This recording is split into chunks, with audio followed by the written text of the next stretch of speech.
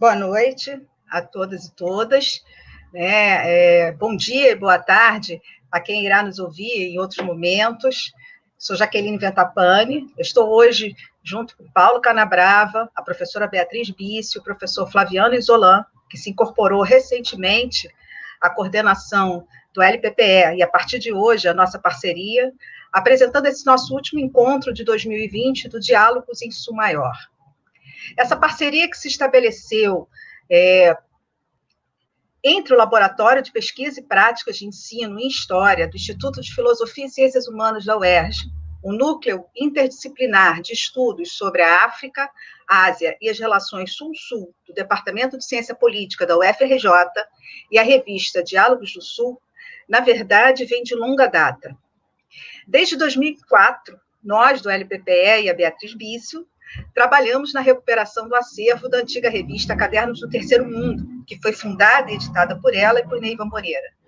E nos juntamos nessa parceria com a revista Diálogos do Sul, que, como ela mesma se apresenta, é herdeira desse espírito da Cadernos, nessa luta por abrir os espaços para além da mídia hegemônica que invisibiliza as realidades do que hoje chamamos Sul Global.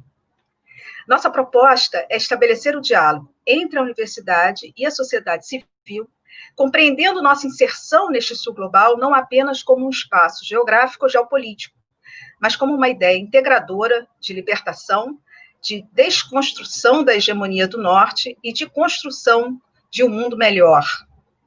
Este é um diálogo cada vez mais necessário, ainda mais diante de um quadro de incertezas e transformações que ocorreram não apenas neste ano, de uma pandemia que já matou quase 2 milhões de seres humanos no mundo, mais de 182 mil somente no Brasil.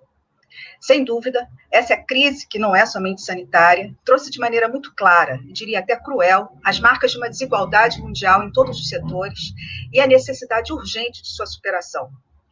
Estamos vendo, já de alguns anos, disputas pela hegemonia do poder mundial, que não estaria mais exclusivamente nas mãos dos Estados Unidos, tradicionalmente visto como o mais poderoso do mundo, mas que tem também nesse cenário a presença forte da China, que parece tecer, com a milenar paciência oriental, uma tapeçaria que se estende pelos muitos espaços. Estamos vendo também os processos políticos recentes na América Latina, que em certos momentos nos levaram ao temor daqueles anos terríveis de ditaduras que ocuparam o continente. Ainda que tenham ocorrido de diferentes formas, dos modelos dos golpes mais tradicionais, como o exemplo boliviano, até aqueles dos mecanismos mais discretos, como o uso do lawfare do Brasil e do Paraguai, também trouxeram a violência, mortes e ainda mais desigualdade. O Brasil, esse espaço que ocupamos, é também atingido de maneira direta por interesses geopolíticos e econômicos, que levaram a um modelo político ainda mais excludente, agressivo, destrutivo, como se absorvesse toda a virulência de um capitalismo que diz não ter mais espaço para condescendências, para a preocupação com o meio ambiente, com o aumento da pobreza, da injustiça, especialmente dos mais vulneráveis, do racismo, os ataques aos direitos das mulheres, dos indígenas, a LGBTfobia e tantas outras violências cotidianas. E aos muitos que perderam suas vidas e as famílias destes, não somente pela pandemia, mas pela violência e as muitas formas de opressão, nosso respeito e nossa empatia. E que capitalismo é esse em que tudo isso se insere? Que transformações podemos ver neste mundo, agora em que a própria sobrevivência humana está em jogo por conta de um vírus microscópico e uma acelerada destruição ambiental?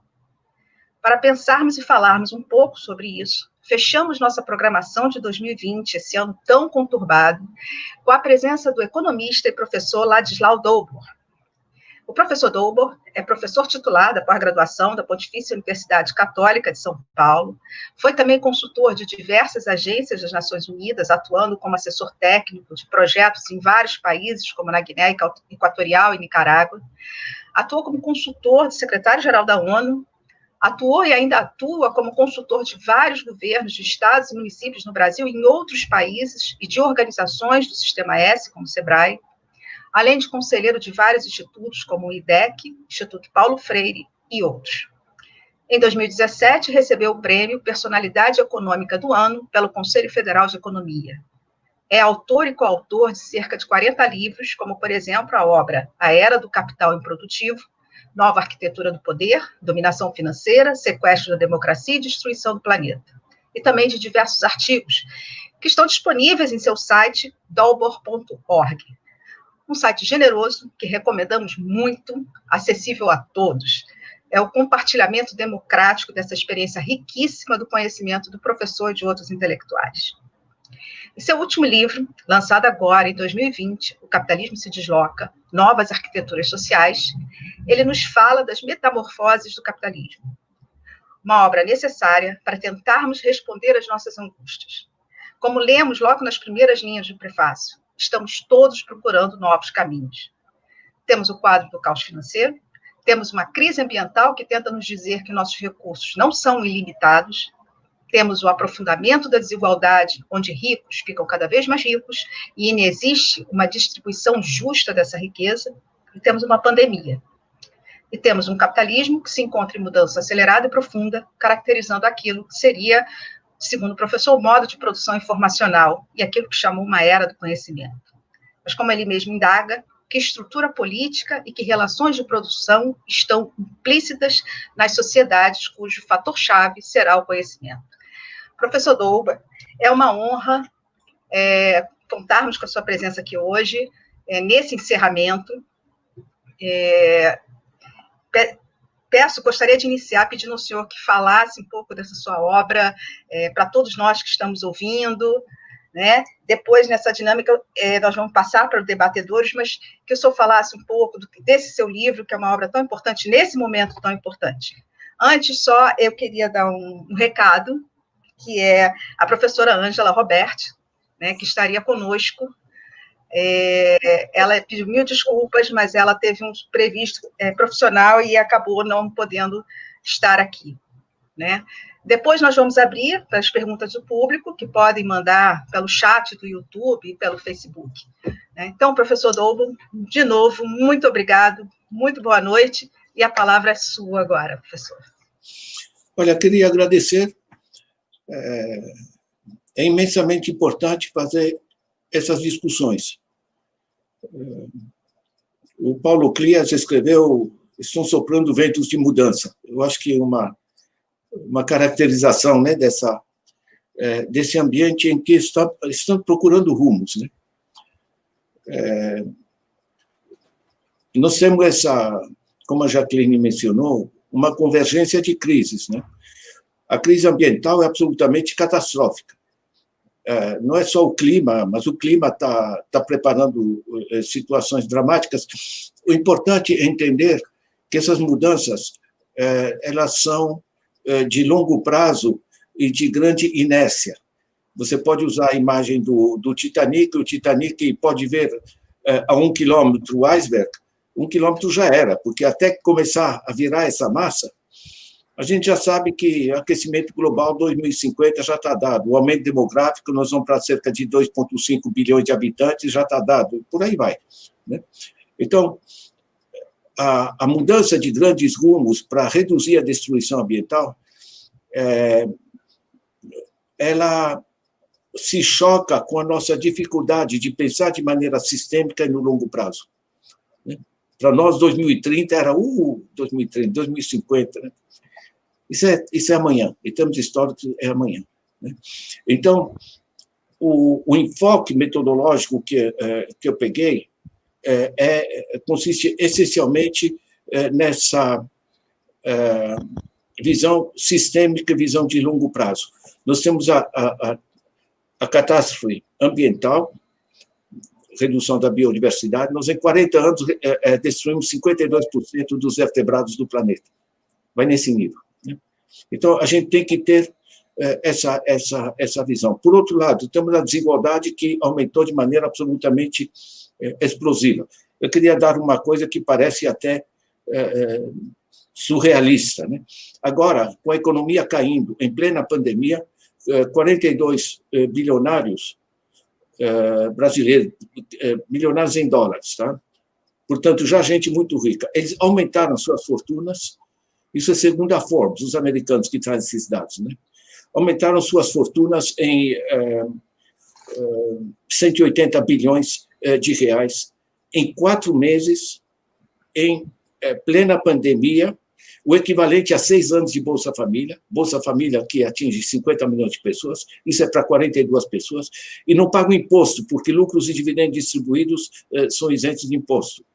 Quer dizer, é um grau de surrealismo, de apropriação de recursos, que gerou uma dinâmica nova, né? O processo de acumulação se deslocou em profundidade. A gente está acostumado com o capitalismo que, em particular, na sua versão welfare state, estado de bem-estar, ou o New Deal de Roosevelt, etc., funcionou de maneira interessante, permitiu dinâmicas muito fortes, né? Peguem, eu uso o exemplo de um produtor de sapato, a gente pode dizer que ele está explorando os operários, mas está produzindo sapato que é útil, está gerando emprego, o que é bom, e está pagando imposto, que permite ao governo pagar as infraestruturas que melhoram a produtividade das empresas e pagar as políticas sociais que melhoram a qualidade de vida das famílias, né? Quer dizer, esse era o capitalismo produtivo que a gente via, né? Hoje, não se ganha dinheiro mesmo dessa forma. Se ganha dinheiro através da intermediação financeira, do sistema de taxas de juros, através dos dividendos. Dividendos são as remunerações dos acionistas, né? Aí o Piketty ficou famoso por um aporte muito claro, né? O crescimento de produção de bens e serviços no mundo cresce 2,5% ao ano. Agora, aplicações financeiras de monta rendem entre 7% e 9% ao ano. Aplicação financeira é diferente de investimento. No Brasil se cruza tudo, mas é diferente. Você está só com papéis e computador. Eu posso ganhar dinheiro com uma aplicação financeira, não aparecer uma casa a mais ou um par de sapato a mais no país. Ganhar dinheiro intermediando papéis, vendendo moedas, comprando mercados do futuro, um conjunto dos sistemas financeiros, isso rende entre 7% e 9% ao ano. Onde é que os capitais estão indo? Está indo para o rentismo, para ganhos e aplicações financeiras. Isso, de certa maneira, paralisa o mundo econômico, né? O capitalismo se desloca, esse é o sentido do livro, né? Agora, isso está baseado num conjunto de transformações tecnológicas que tem pela base. Por exemplo, o dinheiro era uma coisa impressa por governos. Não é mais. Essas notas que a gente conhece, enfim, chamado dinheiro, isso representa hoje 3% da liquidez no mundo, né? Hoje são essencialmente sinais magnéticos. Esses sinais magnéticos navegam na velocidade da luz, na internet, no planeta, chama High Frequency Trading, né? Sistemas de alta frequência, enfim, né? E o resultado é que nós temos governos nacionais e um sistema financeiro global. Ninguém controla esse processo. Você tem desajuste radical, né? Quando um governo, em um lugar ou outro, tenta colocar impostos sobre esses fluxos, né? Você derruba o ministro, derruba o governo, conforme as situações, mas o sistema, evidentemente, se mantém. É um sistema global extremamente poderoso. Quando você desloca o principal mecanismo de acumulação de capital, você mudou alguma coisa. O sistema mudou, porque tudo o que a gente estudou sobre a acumulação do capital passava por aquele esquema, né, que o Marx tanto desenvolveu e aperfeiçoou, né, em que você tinha a transformação do capital dinheiro em capital produto, né, e a coisa girava, né? Você não passa mais pelo pessoal, pela área produto propriamente. Por isso, praticamente está parada a economia no mundo, em particular no Brasil. No Brasil, nós estamos hoje, em 2020, com ou sem pandemia, nós estamos no mesmo nível econômico que 2012.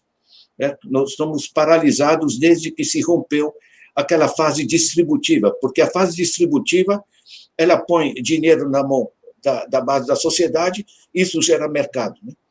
Eu gosto de mencionar uma entrevista que eu li no Estado de São Paulo, um empresário dizendo realmente está mais barato eu contratar, mas para que eu vou contratar se eu não tenho para quem vender? A produção é uma coisa simples. Na China, na Coreia, no Canadá, nos Estados Unidos, é a mesma coisa.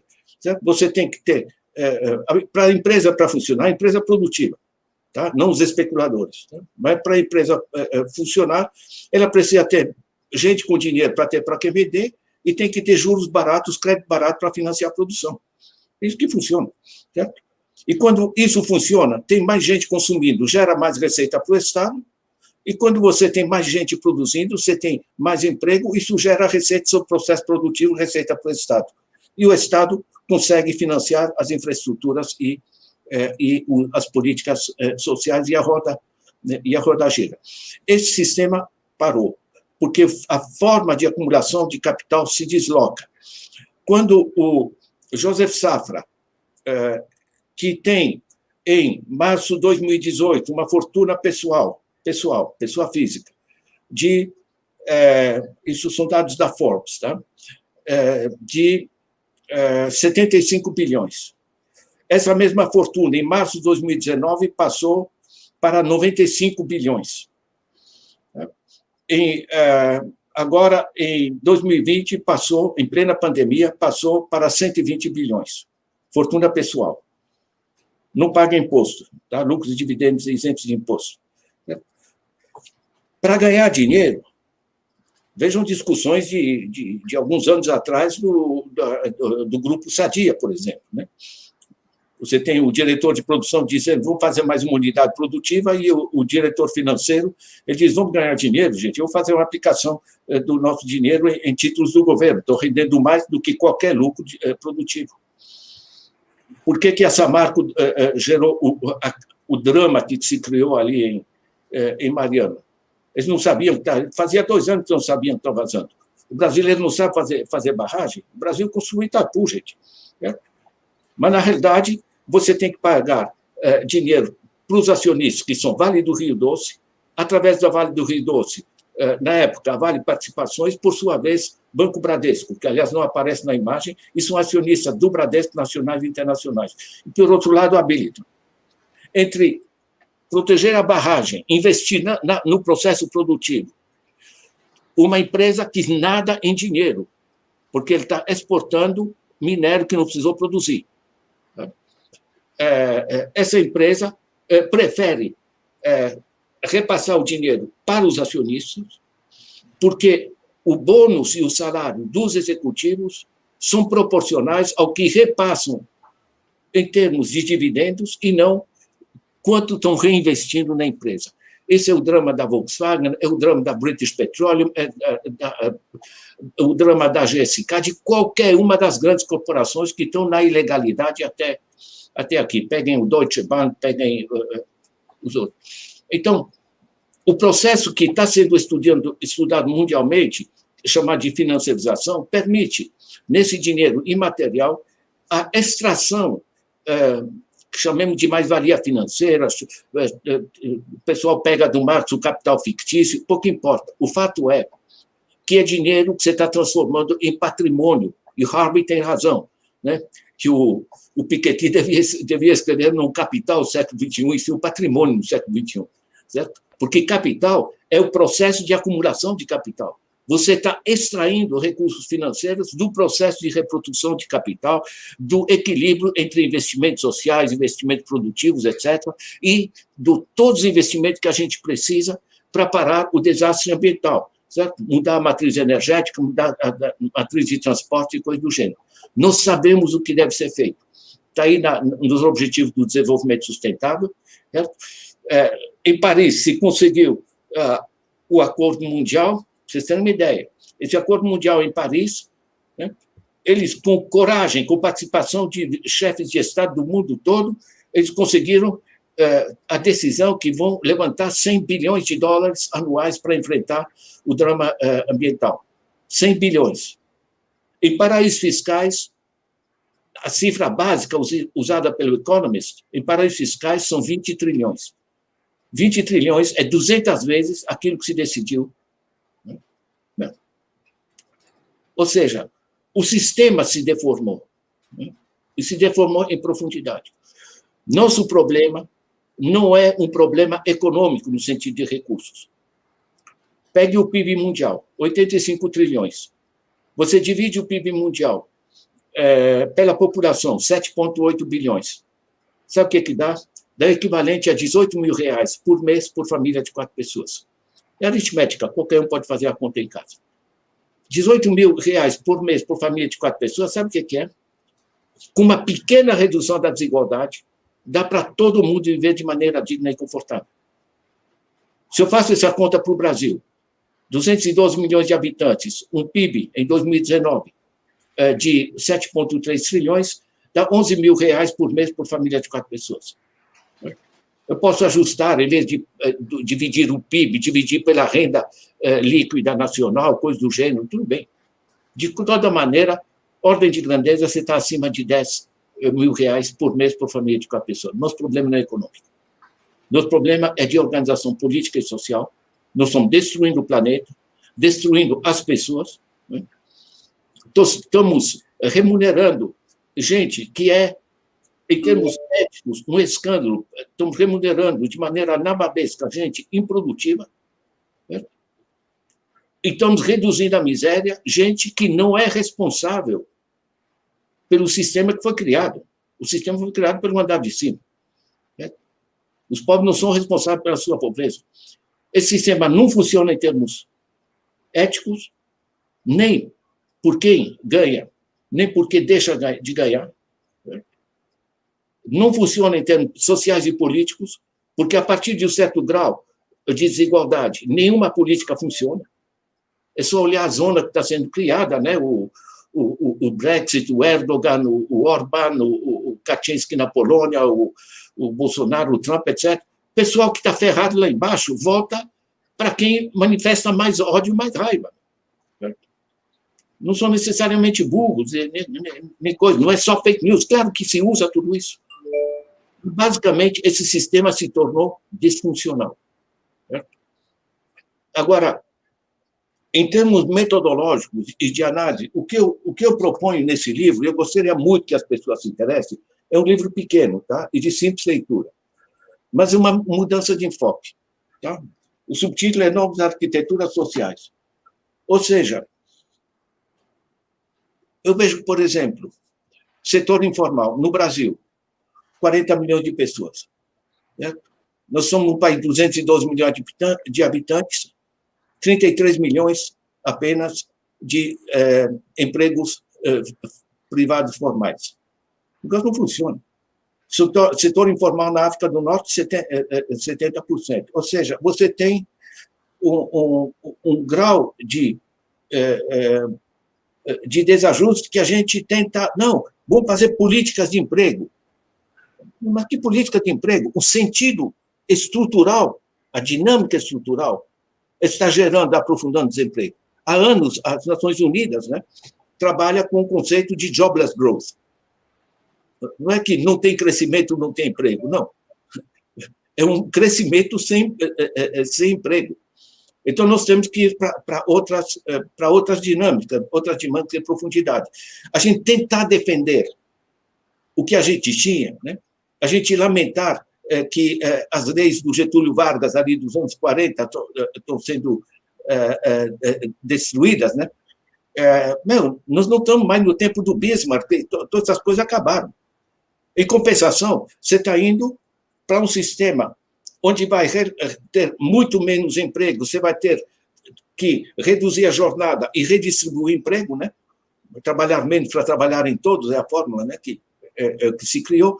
Você vai ter que organizar uma renda básica para todos, e temos o dinheiro para isso, o dinheiro não falta para nada, para essa coisa, para você assegurar essa transição, e por aí vai. De certa maneira, o que eu estou trazendo é o seguinte: em vez de acrescentar adjetivos ao capitalismo que a gente conhece, então chamar de capitalismo global, capitalismo financeiro, capitalismo isso, capitalismo aquilo, em vez de pensar como o velho se deforma, a gente pensar que novo está se formando. Para onde é que estamos indo? Esse é o eixo. Então, eu peguei um conjunto de mudanças. Mudou a forma de acumulação de capital. mudou a forma de emprego, né? A Leslie Belloc deu uma apresentação muito interessante ontem numa banca, né? Antigamente, você precisava de alguém fazer um trabalho, você comprava o escravo, você comprava o homem, né? Depois você passou a comprar 8 horas por dia, você aluga o homem, né? Certo? Agora você apenas compra a tarefa, né? Certo? Agora, a gente falava em socialização dos meios de produção, a solução central no marxismo, certo? Mas socialização de meios de produção, o cara do Uber tem que comprar o próprio meio de produção, o próprio carro, né? O cara do iFood tem que comprar a própria moto, enfim. O sistema está mudando. Quando o sistema de acumulação se desloca, quando o sistema de emprego se desloca, quando o sistema de poder se desloca, porque é um sistema de poder individualizado, nós acabamos de lançar esse outro livro, A Sociedade Vigiada, né? Que é uma grande discussão mundial, enfim, está se individualizando, e por aí vai. Ou seja, resumindo isso aqui, tá? Para fechar essa parte de apresentação, né? É que, de certa maneira, vale mais a pena a gente, em vez de apenas ficar pensando que pedaço do passado está se deformando, a gente pensar que outra realidade está se formando. Em termos teóricos básicos, é o seguinte: eu dou a mesma importância à revolução digital que foi dada à revolução industrial quando saímos da era agrária. Certo? A era agrária, feudalismo, etc., servos, etc., todo o sistema, aristocracia, né? Você tem infraestrutura, superestrutura, né? O sistema industrial criou uma infraestrutura, o burguês, o capitalista, todas essas coisas, a produção, as máquinas, né? Daí Marx, socialização dos meios de produção, etc. A revolução digital nos leva a um redimensionamento, uma reorganização social tão profunda como foi a revolução industrial no seu tempo. Eu peguei 17 eixos de transformação, para a edição inglesa, está saindo agora por Cambridge Scholars, eu acrescentei umas coisinhas técnicas, né? Mas, basicamente, esse é o eixo. Nós temos que entender para onde é que esse negócio está indo. E eu fiz um artigo que vale a pena as pessoas acompanharem, porque pega um bocado dessa coisa, que é a economia desgovernada. Ele foi publicado aí pelo pessoal do Vaticano para a reunião ali do Papa, para a economia de Francisco, né? Está saindo em inglês também. Eu estou levantando essas coisas do inglês, dessa coisa, porque nós temos que entrar na discussão internacional. No Brasil é mais grotesco. Como é que você pode ter taxa de juros de 250%? Eu falo isso nas reuniões internacionais, o pessoal não acredita. Eu sou obrigado a mandar as coisas dos bancos, mandar as coisas ali da NEFAC, tem que mostrar para eles, olha, está aqui, está vendo? É o documento original, está aqui, ó, taxa de juros, cartão de crédito, 250,98%. No Canadá é 11%, tá? Ao ano. E por aí vai. Né? É um deslocamento metodológico. Tá? Esse livro eu considero um ensaio, Jacqueline, quer dizer, uma proposta de deslocar a mirada, e eu acho que isso ajuda. Porque hoje eu vejo menos solução na garantia de emprego para todos, porque o negócio está se desandando, mas pelo menos assegurar a renda básica para todo mundo, porque estou numa transição que fragiliza a grande parte da humanidade. E temos dinheiro. Né? E tem mais. Por exemplo, a gente tem que começar a controlar o sistema financeiro, porque o sistema financeiro que fomentava atividades produtivas, ele era complementar do processo de reprodução do capital. Certo? Hoje, esse sistema financeiro se tornou extrativo. Né? A Marjorie Kelly, Ted Howard e outros chamam de extractive capitalism, né? Capitalismo extrativo. Então, controlar o sistema financeiro, como faz a China, por exemplo, é absolutamente essencial. A China controla o sistema financeiro e temos mais coisas, né? Temos a descentralização dos sistemas. Eu rodei o mundo, né? Trabalhei em muitos países, 7 anos da África, trabalhei, enfim, realmente em muitos países, né? Países ricos e pobres. Onde funciona, os sistemas são muito descentralizados. Na Suécia, 70% dos recursos recolhidos pelo imposto, e lá a carga tributária é muito mais pesada do que a nossa, 72% vai direto para os municípios. Serviço de educação, saúde, enfim, cultura, etc, etc. Você tem uma reapropriação dos recursos pela base da sociedade.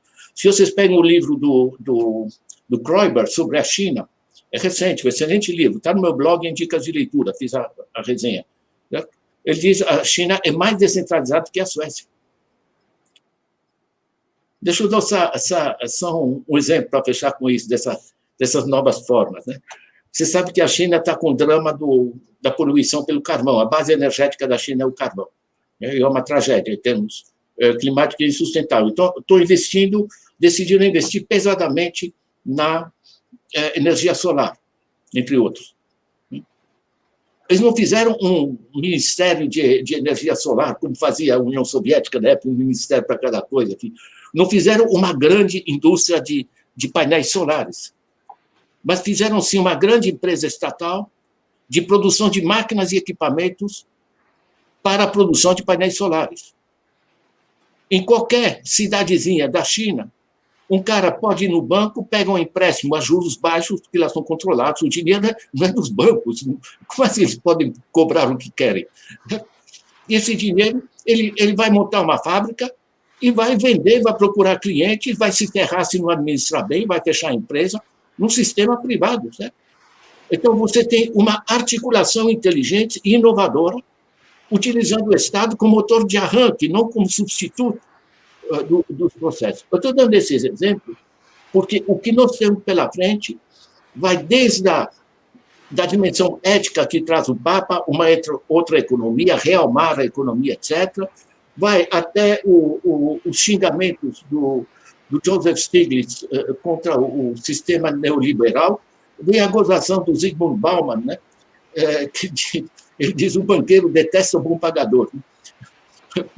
Ele chama isso de capitalismo parasitário, que é bem isso, né? Porque a gente não produz e extrai, né? São parasitas que vivem nesse sistema. Né? Então, na realidade, a gente tem esse conjunto de transformações. Eu queria muito convidar vocês a ler este livro. Nós temos, a meu ver, que deslocar o ponto de vista, a forma, o enfoque metodológico de como a gente está analisando as transformações. Professor, excelente. Quero dizer que eu li o seu livro e principalmente, assim, de uma leitura fácil e realmente agradável. Eu queria só dizer também que nós estamos transmitindo pelo canal da revista Diálogos do Sul, pelo YouTube, mas também pelas nossas páginas no Facebook do LPPE, do NIEAS, da página do acervo da revista Caderno do Terceiro Mundo, pela página do Diálogos do Sul e pelo Opera Mundi. Então, nós estamos com uma transmissão assim ampla, que eu acho que entra bem nessa perspectiva de democratizar, né, todo esse conhecimento. Eu vou fazer a rodada, eu vou passar agora para o Paulo Canabrava, né, que é diretor, fundador, editor, diretor da revista Diálogos do Sul. Ele vai começar a falar, vai iniciar esse debate, e vou passar depois para cada um. Tá bom, Poxa Paulo? vida, agora é com você. É muito... Depois de ouvir essa aula, né, a gente fica até meio constrangido, mas é muito bom estar aqui com vocês, né, cumprimentar o Fabiano, cumprimentar a Beatriz Bício, a Jaqueline, e esse professor que, né, brilha pela simplicidade como ele explica as coisas. Né? Ele fala das coisas mais complicadas da maneira que todo mundo entende. Agradecer a presença dele mais uma vez aqui com a gente. Isso tudo aí me provoca reflexões, né, dentro dessa tríplice crise que nós estamos vivendo. Eu lembro o Rui Mauro Marini, creio que foi o primeiro que falou de um estamento de intermediação como fonte geradora de capital, como das principais fontes geradoras de capital, né? Intermediação de tudo, né? Tem lá o cara que intermedia um negócio imobiliário, mas acabou aparecendo essa intermediação financeira que se tornou, como disse o Ladislau, a principal fonte de enriquecimento. Outra coisa que eu relaciono, quer dizer, dinheiro há, né? A crise não é fiscal, é falsamente a crise fiscal. Então, eles descobriram uma outra fonte de fazer dinheiro. Uma fonte nova de fazer dinheiro. Você vê, por exemplo, o programa do Ministério da Infraestrutura. Então, está lá o programa objetivo, metas, tal, é vender tudo. Então, o Estado virou, né, um grande intermediador de vender as coisas que não lhe pertencem, porque são propriedades públicas. Mas, olha, qualquer um dos ministérios está lá, a missão é se desfazer das coisas. Então, está lá, questão ferroviária, vender, né? E o que já depois de ter vendido tudo, fazer concessões. Mas primeiro se desfazer das coisas. Aeroporto, vamos vender 5 aeroportos, não sei quantas ferrovias, tudo isso para arrecadar 1 bilhão, uma merreca, né? 20 bilhões, perdão. Tudo isso para arrecadar 20 bilhões. Como é que nós vamos chamar? É um Estado arrecadador, né? Arrecadar dinheiro vendendo o que não lhe pertence. E o que eles fazem com esse dinheiro? Esse que é também a outra questão, né? O que eles fazem com esse dinheiro? Também está bem explicado aí pelo professor Ladislau Dovo, né? O que eles fazem? Paga juros para os bancos, paga juros da dívida. Sequer dá para pagar os gastos correntes, né? Eles usam tudo isso para pagar juros da dívida, investimento mesmo em coisa nenhuma eles fazem. Então, nós estamos numa crise aí, essa tríplice crise, que é a crise sanitária, que é a crise econômica, né? Crise política, crise moral. E eu estou muito preocupado, porque não vejo saída. Eu só vejo a gente ir para mais fundo nesse buraco que eles... Né? Eu lembro do almirante Albarracín, na Bolívia. Ele disse: chegamos ao poder, estávamos ao borde do abismo e hemos dado um passo hacia adelante. Eu vejo este governo, né, que assumiu estando o país à beira do abismo e deu um passo para frente, deu um passo adiante. Como é que nós vamos sair desse abismo, Ladislau? Essa aí que é a questão. A questão é política, não é mais econômica. Olha, é uma questão, Paulo, é uma questão de organização econômica e social. As grandes mudanças surgiram sempre da crise. Tá? O New Deal foi um avanço fantástico sobre um sistema financiarizado que estava tramando o país nos anos 20, certo? O Roosevelt, a partir de 1933, cria o New Deal. Por que ele consegue colocar o imposto com uma alíquota de 90% sobre capital financeiro parado. Meu, era por causa da crise. Por que a gente conseguiu fazer o welfare state? Porque 60 milhões de mortos, uma guerra pavorosa, gente absolutamente pé da vida por toda parte, e mais, gente saindo da guerra, adultos armados por toda parte. Tá? Eles decidiram, que a presidência da União Soviética decidiram, olha, vamos fazer um capitalismo simpático agora. Né? Quer dizer, do que eu discuto com vários tipos de pesquisadores internacionais, é que, a partir de um certo momento crítico, e a crise está se aprofundando no planeta, essa convergência da crise ambiental, crise da desigualdade, caos financeiro, desarticulação política e, em cima disso, a pandemia, está gerando esse clima de busca de rumos.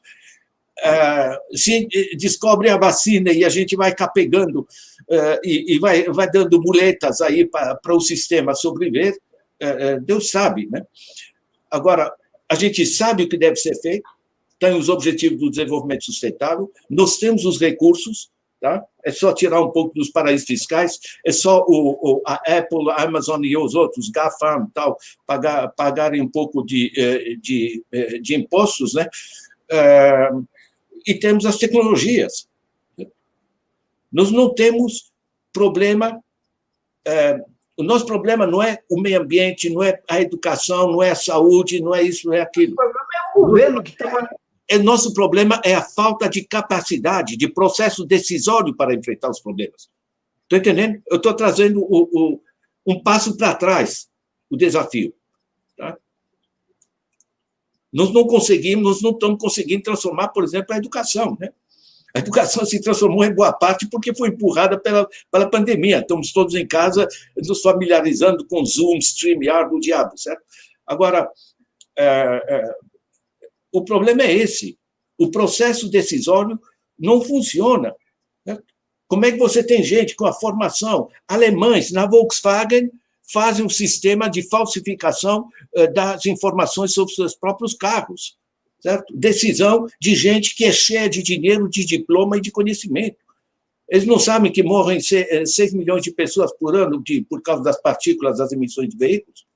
Eles estão cansados de saber, e eles têm advogados, tem todo um departamento jurídico que estuda, vai dar, não vai dar, certo? A Wells Fargo, um gigantesco bancário, né? Meteu para mais de 3 milhões de americanos contas paralelas falsas, sem consultar os clientes, drenando o dinheiro, é nesse nível.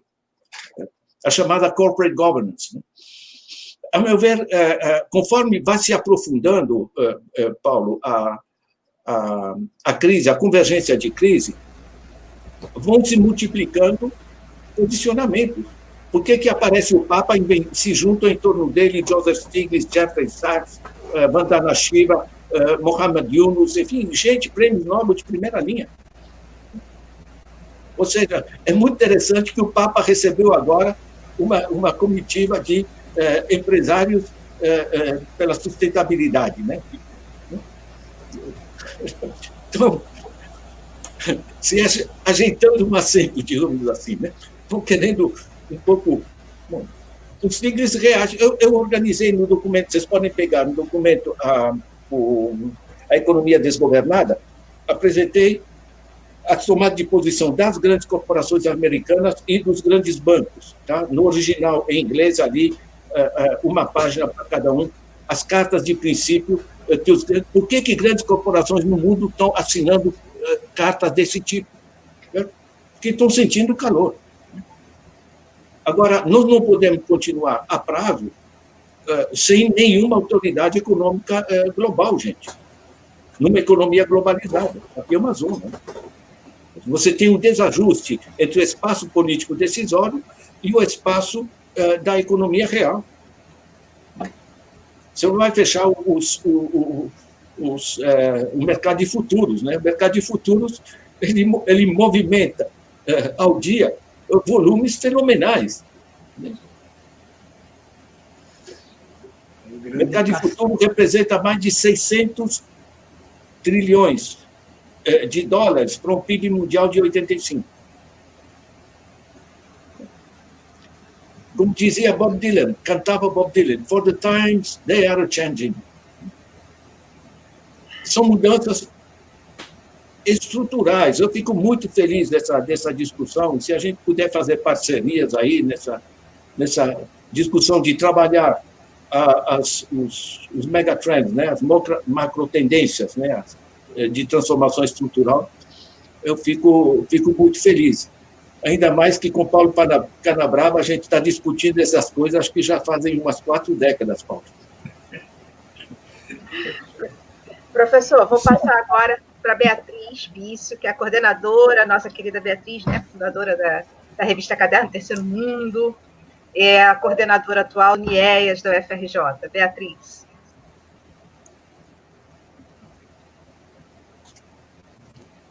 Obrigada, Jaqueline. Em primeiro lugar, minha alegria de estar aqui nessa parceria que tem se mostrado tão importante, tão frutífera, e maior ainda a alegria de receber aqui o querido professor Ladislau, que tem desenvolvido um trabalho extraordinário, importantíssimo nesse momento de esclarecimento de tantas questões que nos desafiam, né? Como seres humanos, como humanidade a essa altura, né? Como humanidade. Professor, eu queria que pudesse explorar um tema que você passou assim rapidamente, mas que me parece extremamente importante. Em função dessa debacle, digamos assim, que você nos retrata, que nós sentimos na pele, aliás, diariamente, dessa deterioração tão significativa na vida do 99% dos seres humanos, né?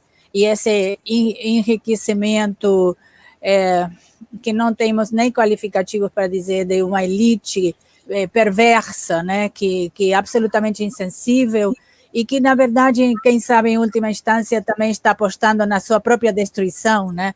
Porque se destruirmos o nosso lar, também eles pagarão as consequências.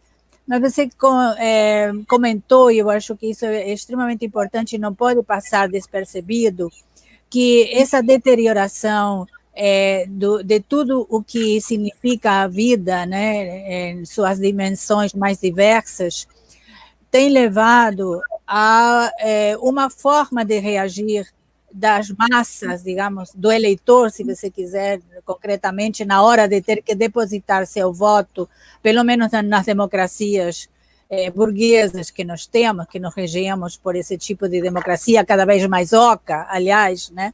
E tem levado a uma aposta naqueles que se apresentam mais claramente, às vezes somente como uma tática, mas, enfim, como antissistema, né? Como a resposta a isso que está aí. Uma resposta que depois a gente vê se traduz na prática numa deterioração ainda maior das condições de vida dos próprios eleitores que confiaram a eles. Ou seja, resumidamente, ao mesmo tempo que nós estamos destruindo o planeta e que estamos destruindo a vida da maior parte das pessoas, no Ocidente, que tanto se vangloriou de ser o berço, o exemplo mais explícito e mais perfeito das democracias, nós estamos também destruindo o sistema democrático, porque já não tem mais valor para a maior parte da população que vota naqueles que, na verdade, estão mostrando um viés autoritário e trazendo à tona, quem sabe, a pior faceta, a pior parte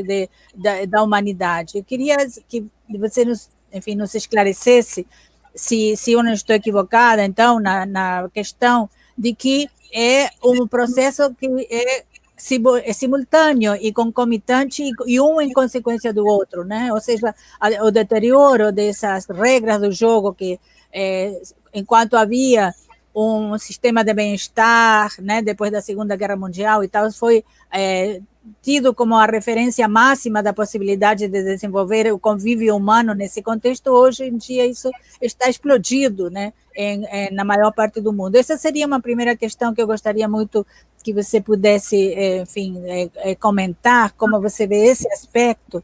E uma segunda questão, para não dar somente um tom negativo a nossa conversa, eu tenho ouvido de você e tenho lido, né, de formas que surgem debaixo da própria sociedade em resposta aos desafios. E uma dessas iniciativas que me parece que vale muito a pena uma reflexão e que eu considero, então, que seria a segunda das minhas perguntas, se você pudesse falar sobre ela, é a iniciativa dos bancos comunitários, ou seja, como fugir do sistema financeiro, esse que está acabando, né, com as nossas sociedades, com esse afã de um lucro em cima da especulação financeira, e a resposta, então, debaixo de bancos que a comunidade organiza para fugir das regras perversas do sistema financeiro. Obrigada. Olha, deixa eu comentar dois elementos. Eu não sei se funciona isso aqui, eu só queria compartilhar uma tela. Pode. O senhor tem aqui embaixo um comando, share screen, o senhor pode compartilhar a tela. Estão vendo isso aqui? Não estão vendo?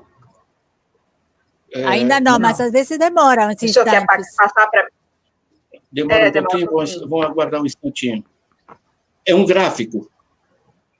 Então, o senhor quer mandar pelo WhatsApp para a Vanessa? Já abriu, já está né? abrindo. Isso, abriu. Bom, está vendo? Estamos nos Estados Unidos, tá? Entre 1990 e 2019. Tá? Toda a parte escura é a riqueza, como aumenta a riqueza dos 10% mais ricos. Ok? Essa é a evolução dos Estados Unidos, portanto, nos últimos 30 anos, tá? 2090 a 2019, 1990 a 2019. Em azul, mais claro, tá? Os entre 50 e 90, tá? O azul escuro é os 10% mais ricos, depois os 40% seguintes, entre 50 e os 90, ok? Vocês estão vendo onde está os 50% da população remanescente?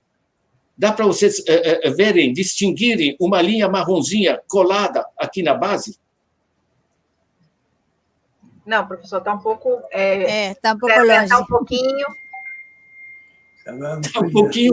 Se quiser passar para a Vanessa, ou então dá um zoom. Pode então apertar o F5. Ou então, se aperta F5. A Vanessa faz essa reprodução. Não precisa. Você sabe por que vocês não viram a linha? Porque ela é tão fininha que... Porque eu estou vendo o original. É absolutamente desaparecida. 50% da população está ferrada. E sabe o que é? Entre eles, tem um monte de jovens que fizeram universidade, fizeram estudos, que sabem que existe o dinheiro, que sabem que há bilionários, que sabem que há paraíso fiscal, e estão pé da vida, estão votando em qualquer um que manifesta raiva, que eles possam comunicar, sentir-se identificados com esse ódio que eles têm do sistema. É só ver o discurso do Trump, só ver o discurso do Erdogan na Turquia, do Duterte nas Filipinas, do Orbán na Hungria, do Kaczynski, por aí vai, gente. E aqui mais perto de casa também. Mais perto de casa, nem falar, né? Nem falar.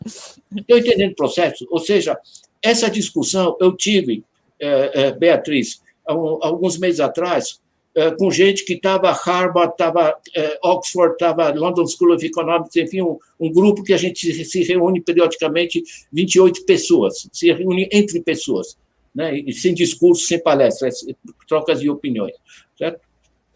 Tá nessa linha, certo? É um sistema que a gente achava que nós, classe média, estamos mais ou menos aí, tal, tem muito ricos, mas nós, classe média, estamos sobrevivendo, certo? E o andar de baixo, ninguém resolveu.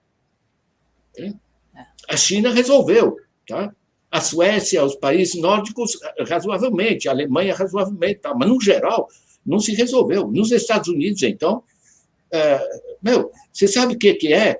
A pessoa, uma coisa é a pessoa estar ferrada, outra coisa é ver que o filho dele está ferrado. Isso gera um tamanho de um ódio, entende?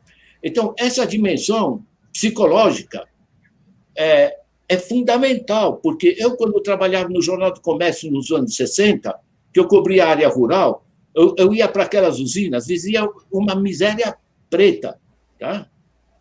Mas eu falava com as pessoas, sabe, aqueles campônios, sim, senhor, tá? Que ele achava que o mundo é isso. Hoje, se ninguém mais está dizendo sim, senhor. Eu uso uma imagem que para mim foi impactante, né, que é mais recente. Eu estive na Guiné-Bissau, um país muito pobre, né? Parei o jipe junto de é uma missão da ONU, né? Parei o jipe junto de um camponho preto, como se deve, com turbante, numa estradinha de terra, descalço. Certo? Fui falar com ele. Pois é, as chuvas não caíram, como é que vocês vão fazer, né? Ele olha para mim com tranquilidade, branco, jipe, e me responde: eu quero saber como vocês vão fazer. Sabe o que é isso? Estão devolvendo a bola. Os pobres do mundo estão pé da vida, estão com o saco na lua, de não poder ter uma clínica para mulher parir quando sabem que podem, que sabem que uma parte da sociedade tem. Acabou esse negócio, sabe, do servo, enfim, A temperatura do mundo está mudando. Ou a gente traz resposta, isso aqui vai para o brejo, entende? Revoltas por toda parte, maluquices religiosas, o negócio dos terrorismos, isso aí pega, entende? O cara tem 20 anos, sabe, ou 22 anos, não tem zero perspectiva. Dizem para ele: olha, tudo isso é culpa de fulano, não sei o quê, ou de tal religião, ou de tal grupo, e vamos lá. Tá? O mundo não está sequer conseguindo controlar a venda de armas para todos esses grupos. Armamento pesado. Os franceses estão vendendo, os ingleses estão vendendo, os americanos estão vendendo, tá? Os russos estão vendendo. Então, essa é uma dimensão. Tá? Eu acho que uma dimensão de entender que a base de como as pessoas se posicionam frente à desigualdade, não é só a pobreza, frente à desigualdade. Quem é que diz que está aqui embaixo? Isso está se deslocando. Né? Isso muda a base política da própria economia, evidentemente. Né? O segundo ponto, eu fico muito feliz de você ter mencionado, porque eu trabalho muito com isso. Eu tive, hoje de manhã, uma live muito participada, organizada pelo SESC, né? E conectando uma série de organizações, tinha cerca de 800 pessoas acompanhando, muito interessante, sobre iniciativas locais. Então, a gente tinha lá uma moça que trabalha com o sistema a Luciana, né, que trabalha com movimentos negros em periferias. Eles estão se organizando das mais variadas formas. Tem acesso à internet, essas coisas, começam a fazer coisas. Tivemos com a Natália, que nos apresentou a experiência de Maricá, extremamente interessante. Tá? Não é secundário, tá? O Banco Comunitário está mobilizando 80 milhões ao mês. E sabe o que é?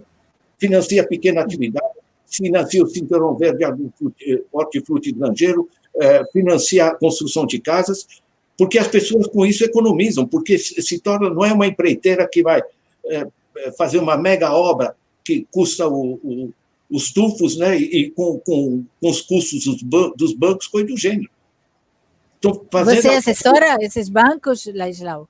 Como é? Você assessora os bancos comunitários? Eu assessoro é um exagero, mas eu trabalho com eles, né?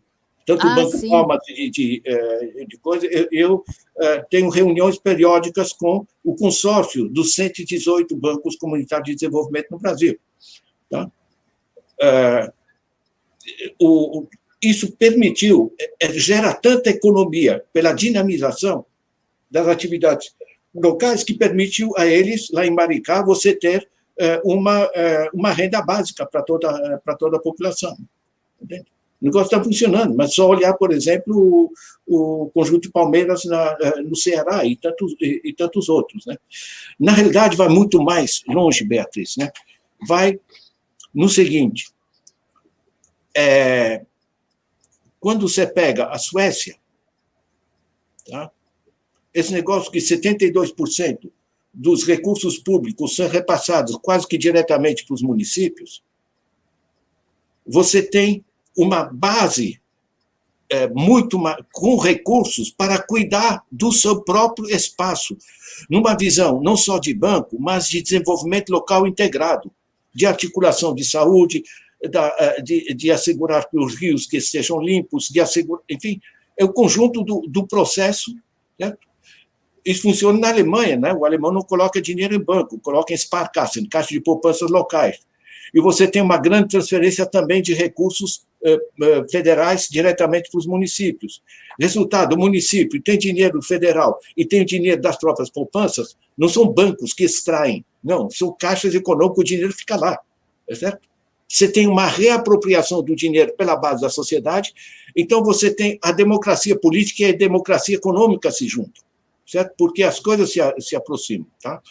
Eu estou retomando essas coisas porque é vital entender que, por exemplo, a China tem o sistema mais descentralizado do que a Suécia. Tá? A China tem esse governo, né, politicamente forte, mas ele dá linhas, e quem gere, quem financia, quem se organiza é cada cidade e cada comunidade. Inclusive os bancos regionais.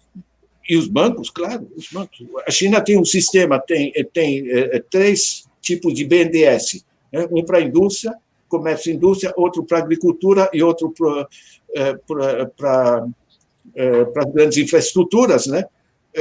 Ele tem, ao lado do Banco Central, do Bank of China, você tem um órgão regulador do funcionamento dos bancos. Você não pode sair por aí cobrar 250% de juros e coisa do gênero, você vai em cana, certo? Mas os sistemas são pequenos bancos locais e privados, né? E eles colocam uma agência pública de banco, porque não vai dar para um banco privado jogar juro lá para cima se as pessoas têm a alternativa do banco público, né? São articulações inteligentes. Agora, o essencial é o seguinte: olha, eu rodei, tá? Onde funciona no mundo, e pode ser China, Coreia, Canadá, enfim, os mais variados, Vietnã, certo? Você tem uma fortíssima descentralização e apropriação da política pela base da sociedade. Não há Papai Noel em termos políticos e econômicos, que eu, pelo menos, já parei de acreditar. Certo? Você tem que dar instrumentos para o nível local, e tem mais. Na era da internet, isso é perfeitamente viável, porque uma cidadezinha local, mesmo pequena, ela está conectada. Ela não precisa ter um especialista caro vivendo ali naquela cidadezinha. Né? Eles conectam. Certo? Então, o sistema, a organização do sistema está mudando, e onde funciona está mudando através da apropriação pela base. Né? Professor, estava me lembrando muito da aposta de Gandhi na descentralização e na economia nas bases. Não sei se... Sem dúvida. Não é? Que era uma das grandes bandeiras dele, que lamentavelmente depois a Índia, enfim... apesar de que tem exemplos importantíssimos na Índia nesse sentido, em Kerala e em algumas outras regiões, né? O Kerala é impressionante. Você tem... É um grande estado, tá? É um monte de gente. A Índia é um gigante, tá? Queria lembrar, a China e a Índia é 40% da população mundial, gente, tá? A bacia econômica está saindo do Atlântico, está mudando para o Pacífico. Veja o último acordo da Pacífico comercial, isso aqui está deslocando radicalmente o processo. Né? Agora, tem um negócio muito legal que eu queria recomendar, que esse estudo aqui, tá? Isso é um relatório de pesquisa. Política Nacional de Apoio ao Desenvolvimento Local. Vocês põem no meu blog, Desenvolvimento Local, vocês estão lá, vocês vão ver essa capa.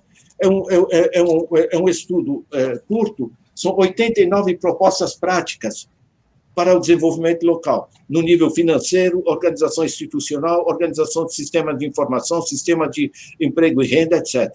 Tá? 89 propostas práticas. A gente não tirou do colete, tá? Rodamos, trabalhamos 1 ano e meio, fiz a coordenação científica, participou Paul Singer, Ignatius Sachs, banqueiros, o diabo. Né? É um trabalho competente, é de 2008, mas continua muito válido. Né? E é um dos eixos, eu estou aproveitando a tua pergunta, Beatriz, porque é um dos eixos propositivos mais significativos, porque o mundo se urbanizou. E cidade por cidade, você pode organizar as coisas, inclusive com o entorno rural, né? Eu uso o exemplo, sabe, meu pai está enterrado em Imperatriz, né? De vez em quando eu bato lata. Imperatriz, você tem um monte de gente parada e em volta da cidade um monte de terra parada, né? Não é o física quântica, dá para pensar alguma coisa, né? Certo? Com um pouquinho de dinheiro, você faz um cinturão hortifruti granjeiro, você reduz os custos de alimentos, você melhora a alimentação da população, você gera emprego, você gera recursos públicos para a prefeitura e você deixa de gastar. Eu estive visitando os supermercados, me deram os números, 80% que está nas gôndolas é trazida de caminhão de São Paulo. É fundamental o que você levantou. Professor, eu vou passar... eu até me lembrei quando o senhor falou da Terra, porque eu vi hoje a notícia de que a China, os Estados Unidos e outros lugares só estão esperando para comprar parte dos municípios brasileiros, né, que parece que vão vender a terra. Vou passar agora...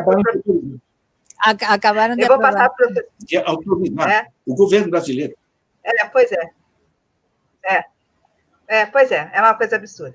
Vou passar para o professor Flaviano. O professor Flaviano está se incorporando agora, é o coordenador nosso acadêmico do LPPE, que ele vai fazer essa rodada de perguntas e depois eu vou abrir, tem algumas perguntas do público, e aí eu vou passar para o senhor. Flaviano. Bom, boa noite. Professor Ladislau, são duas colocações assim para os seus comentários, no sentido dessas reflexões macro, como o senhor mencionou primeiro. A primeira é o seguinte, eu acho que se não me engano, é o David Harvey que fala que no atual momento de defesa que se está frente aos avanços do sistema, aos avanços do capital sobre o trabalho, o possível hoje seria primeiro fazer medidas keynesianas para depois tomar medidas mais radicais, no sentido talvez de um socialismo. Acho que é um pouco de frase dele. Eu acho que é um pouco nesse sentido que o senhor trabalha nos seus livros também, pelo menos o senhor menciona esse tipo de reflexão.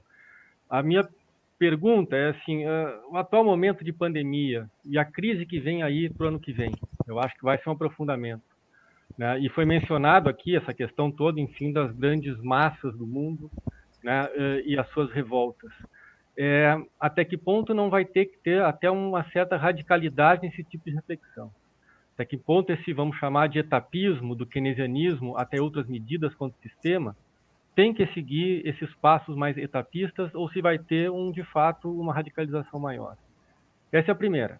A segunda, e eu também vou tentar pegar questões estruturais, eu acho que o senhor já mencionou e menciona em seus trabalhos essas medidas, né? Essa agora debatida dos bancos comunitários, a redução de jornada de trabalho, a garantia de renda básica, né? Reformas tributárias como taxação de grandes fortunas e taxação de transações financeiras. A minha pergunta, uma certa dúvida de algum ponto específico, nessa redução da jornada de trabalho, uma coisa que, por exemplo, certas empresas alemãs conseguiram fazer, né? Se reduz a jornada, mas se mantém o salário. Mas é uma redução na jornada, ainda vamos chamar assim, do trabalho vinculado ao capitalismo produtivo. Ainda é relacionada à fábrica ou ao chão da fábrica. Não é, ou não se fala, pelo menos, nessa redução, no trabalho da era digital, nesse trabalho do computador, nesse trabalho que é a base da atual sociedade de conhecimento, né? Ou seja, como conjugar, né, a redução da jornada de trabalho, que vai afetar o trabalho, vamos chamar de braçal, mas ainda não se menciona nesse trabalho que, de fato, é o grande trabalho da produção agora, né? Da produção do conhecimento ou da produção em volta do sistema, que é essa da era digital. Ou, em outras palavras, né, tentando já puxar a questão mais estrutural, o senhor mencionou o exemplo do New Deal, né, quando o Roosevelt ataca ou avança sobre a questão financeira, né, para solucionar a crise. Na década de 70, né, naquela grande crise de superprodução, onde o capitalismo fordista virou caro, se atacou e se avançou sobre os custos da produção. E de lá para cá, flexibilização e tudo que estamos vivendo. E nesse contexto também, a chamada revolução digital, né, que tem que ser também contabilizada como se fosse, né, ou pelo menos em termos históricos, relacionada com a própria revolução industrial. A pergunta não será que a grande questão estrutural que estamos vivendo hoje é, de fato, essa revolução digital, essa digitalização do trabalho, que exige cada vez mais uma mão de obra especializada, cada vez mais uma mão de obra cada vez mais cara, né, em certo tempo. E, ou seja, como seria o avanço para barrar essa revolução digital? Essa que faz desse sistema o sistema do capital financeiro, o sistema do capital improdutivo, etc. Seriam essas colocações. Olha, basicamente, eu acho que você colocou na primeira pergunta um casamento que eu acho muito correto, de dois níveis de intervenção, né? O keynesianismo, que age sobre a conjuntura, né? E as medidas estruturais. O keynesianismo é muito simples. Você veja, no Brasil, as empresas trabalham a cerca de 70% da capacidade. Por quê? Porque não tem para quem vender, gente. É tão simples assim. Então, na realidade, se você passa mais recursos para a base da sociedade, isso gera demanda. É só ver o que ocorreu entre 2010 e 2013, a década que, no Brasil, o Banco Mundial chamou de Golden Decade, né? A década dourada da economia brasileira. Porque se gerou demanda, aí os caras sempre para quem vender. Surgiram atividades aos montes, aumentaram 18 milhões de empregos formais que se criaram nessa década. Isso não é voo de galinha. Certo? Então, na realidade, vocês podem pegar no meu blog uma nota técnica, chama Contas Públicas. É super simples, tá? E não é dado que eu montei. Eu peguei os dados originais que estão no Banco Central e coloquei ali. Tá? Porque nessa área econômica a gente tem que ser extremamente explícito sobre como a gente manejou as cifras, tá? Porque as pessoas desconfiam, e desconfiam com razões. Né? Mas, basicamente, nós tivemos pouquíssimo déficit na fase Lula e Dilma. Né? Isso é muito interessante. Sabe por quê? Porque você tinha mais dinamização da economia pela base, né? Isso gerou mais atividade empresarial, mais consumo da população. O Guedes diz assim, se você passa dinheiro para o banqueiro, vai ter investimento e crescimento. Mas se você passa dinheiro para a população, eles consomem e somem. Né? O que é de uma burrice radical, porque o cara, quando consome, ele compra, ele não consome de graça. Esse dinheiro vai para o comerciante tem que repor o estoque, faz encomenda nas empresas. No consumo, você tem 40% de imposto. Nos processos produtivos, você tem imposto. Gente, e a roda gira, tanto assim que até 2013 nós tínhamos crescimento econômico, né? Um crescimento econômico, em média, de 4%, né? E de lá para cá nós estamos com crescimento zero, tá? A partir de 2014. Por que eu pego 2014? Porque em 2014, com a Lava Jato, eles quebram a Petrobras, quebram a Odebrecht, monta todo o sistema da guerra eleitoral. A Dilma vai ganhar, mas não vai governar. Tem um conjunto de processos, e a guerra dos bancos contra a Dilma, certo? Porque ela tentou baixar as taxas de juros, certo? Que eram exorbitantes, isso que estava paralisando a economia. Né? O maravilhoso do ponto de vista dos banqueiros, né, é que eles criaram e aprofundaram a crise com a Dilma no poder, mas no governo, mas sem poder. Né? Estava ali na guerra, nesse negócio, e se diz que a Dilma provocou a crise. A Miriam Leitão, lembro, disse, não, sejamos claros, a Dilma provocou a crise. Né? Mas que Dilma provocou a crise? Né? Você gerou uma crise financeira. De qualquer maneira, o ponto essencial é o seguinte, o keynesianismo funciona, tá? E aí ele é muito próximo do New Deal do Roosevelt. Você taxa o capital improdutivo. Não. O pessoal vê que está reduzindo o capital dele, certo? Ele deixa fazer alguma coisa útil com esse dinheiro. Certo? E dá para você financiar, por exemplo, as políticas sociais, que o pessoal esquece. Tá? O bem-estar da família, ordem de grandeza. 60% depende de dinheiro do bolso. Pagar o aluguel, a compra, etc. Os outros 40% é o consumo coletivo. Você precisa de segurança, mas você não compra a polícia, você não compra a delegacia, você não compra a escola, você não compra o hospital, por aí vai. Tem que ser políticas de consumo coletivo. Certo? Individual, quando você privatiza, é uma zona. É só ver nos Estados Unidos, só ver na Suíça e outros privatizados, e compara com onde são estatais. Pega a China, pega o Canadá, pega a Suécia, enfim, países politicamente muito diferentes, mas que entenderam que o acesso à saúde, acesso à segurança, acesso à educação, essas coisas, são investimento nas pessoas. E são muito mais baratos, mais eficientes quando são públicos, gratuitos e universais. Então, você não tem estado mínimo, estado máximo. Você tem coisa. Produzir tomate e bicicleta, deixa as empresas fazer. Certo? A China também deixa. Certo? Agora, saúde, educação, investimento tecnológico, todas essas coisas, o Estado tem que estar com força nesse processo. Né? Então, na realidade, você tem essa arquitetura que vem em torno do keynesianismo que a gente empreendeu, e a partir do Keynes, o que a gente aprendeu com o New Deal, o que a gente aprendeu com o Welfare State e o que a gente aprendeu hoje com a dinâmica impressionante da Dinamarca, que tem políticas sociais e ambientais muito sólidas e está muito bem obrigado em termos econômicos, é o Vietnã, é a China, é tantos outros. Né? Agora, a dinâmica estrutural conosco tem a ver com as crises. Né? Eu não me incomodo porque eu pego o Piketty fala em socialismo participativo, o Stiglitz fala em capitalismo progressivo, e por aí vai. Né? E o pessoal tem que ter um ismo lá na frente. Né? Eu pego pelo desafio. Tem uma catástrofe ambiental. Quais são os pontos-chave nos quais a gente deve intervir? Isso são intervenções estruturais.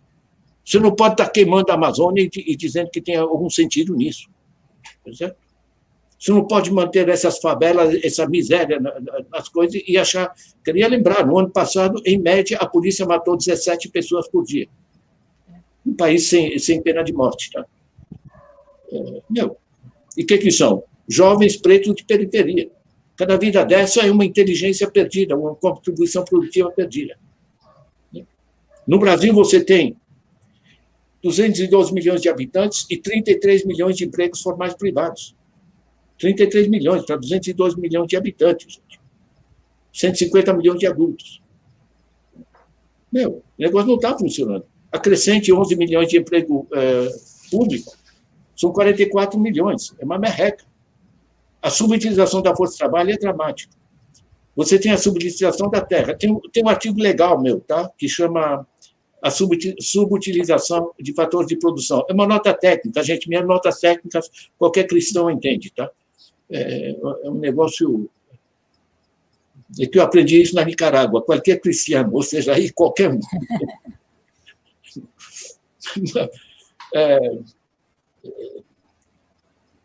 Nós temos um país gigante, 8,5 milhões de quilômetros quadrados. Isso dá 850 milhões de hectares. Nisso você tem 353 milhões, último censo agrícola, 353 milhões de estabelecimentos agrícolas, são propriedades. Uma parte não é agricultável, é morro, é coisa do gênero. Tal, certo? Aí, mas você tem de terra agricultável e com água 225 milhões de hectares. Sabe quanto a gente está utilizando?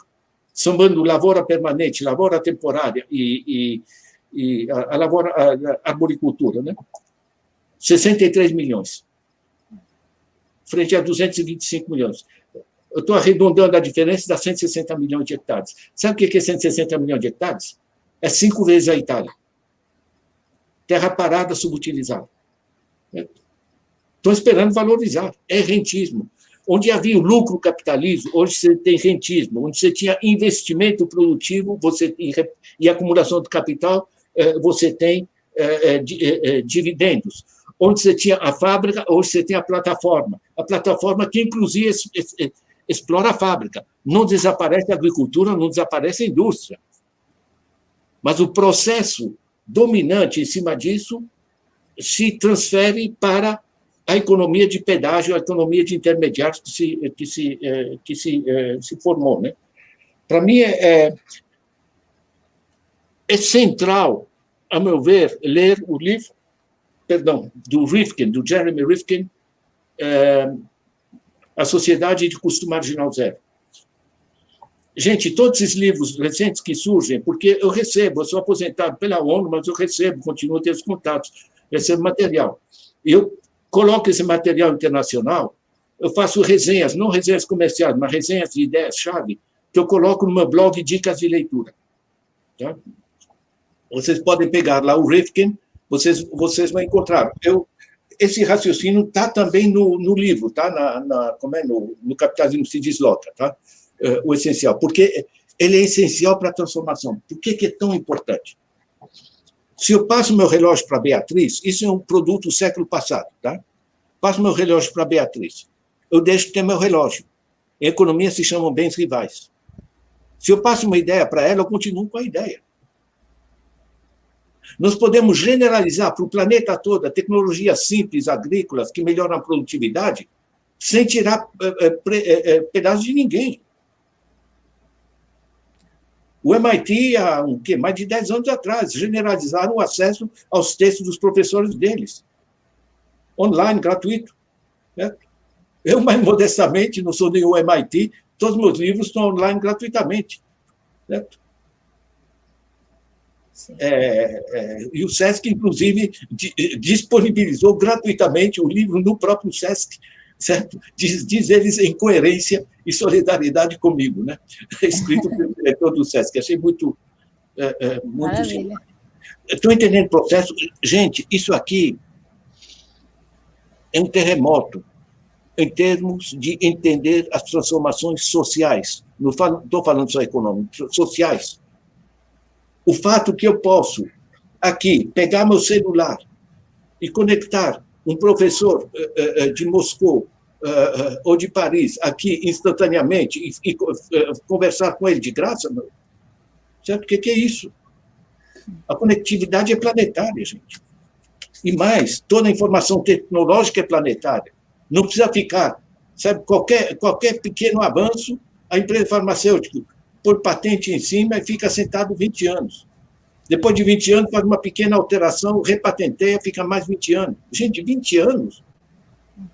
Na era atual, você ter patente de 3 anos é amplamente suficiente para dar dianteira para alguém ter inovações, gente.